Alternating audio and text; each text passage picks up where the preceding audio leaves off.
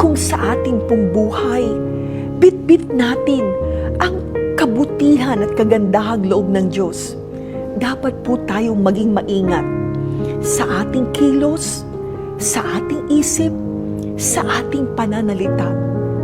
And always ask yourself, if I will do this, am I becoming the reflection of God's goodness, God's truth, righteousness, and justice? Sa panahong gawin ko ito, ipinapahayag ko ba ang kabutihan ng Diyos, ang katotohanan, ang katarungan, ang kahatulang nasa Diyos? Remember, God has been good to us, that we who are recipients of His goodness should do the same thing to others.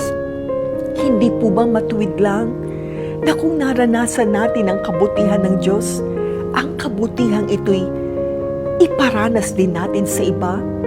Let's God's goodness spill out in our relationship with others. Pabayaan po natin na ang kabutihan ng Panginoon ay dumaloy sa ating relasyon sa iba. And for this reason, they will taste that God is good. Always remember, we are not children of darkness.